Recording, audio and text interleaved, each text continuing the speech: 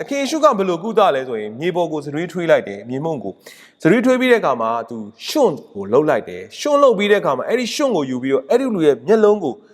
ပုတ်လိုက်ပြီးတော့မှသူပါမှာလဲဆိုရင်ရှီလောင်ရေကန်ကိုသွားပြီးရင်မျက်စိကိုဆေးလိုက်ဒါဆိုပြန်မြင်လိမ့်မယ်ဆိုပြီးတော့ကိုရောဟာအမှကုသပေးခဲ့တာကိုတွေ့ရပါတယ်ကိုရောစိန်နေကြောက်တွေနော်တကယ်တန်မိုးကြီးတဲ့အမွေးစီတွေကိုမတုံးခဲ့ပါဘူးတာမန်ပဲဖြစ်တဲ့မြေပေါ်မှာအားလုံးများစွာရှိတဲ့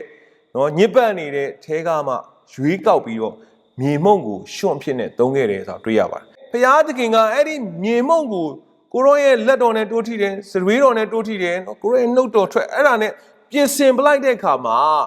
သူတစ်ပါးကိုအလင်းပေးနိုင်တဲ့တန်ဖိုးရှိတဲ့ပစ္စည်းဖြစ်သွားတယ်ဆိုတာကိုကျွန်တော်တွေ့ရပါတယ်။ဒါကြောင့်ချစ်တော်မိတ်ဆွေကျွန်တော်တို့အားလုံးဟာမြေမုံတွေပဲဖြစ်တယ်။ကျွန်တော်အားလုံးဟာရှွန့်တွေကရှွန့်တွေပဲဖြစ်တယ်။ဒါပေမဲ့ဘုရားသခင်ရဲ့လက်တော်နဲ့ဘုရားရဲ့ရွေးကောက်ခြင်းခံရတယ်ဘုရားရဲ့ပုံသွင်းပြုပြင်ခြင်းခံရလက်တော်နဲ့ထိတွေ့ပြီးတော့ပုံသွင်းပြုပြင်လိုက်တဲ့အခါမှာအဲ့ဒီတန်ဖိုးမရှိတဲ့ညစ်ပတ်နေတဲ့မြေမုံတွေက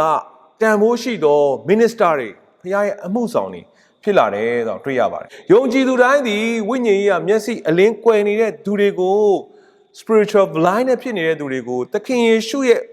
အကြောင်းကိုပြောပြီးတော့ဝိညာဉ်မျက်စိကိုဖွင့်ပေးဖို့နော်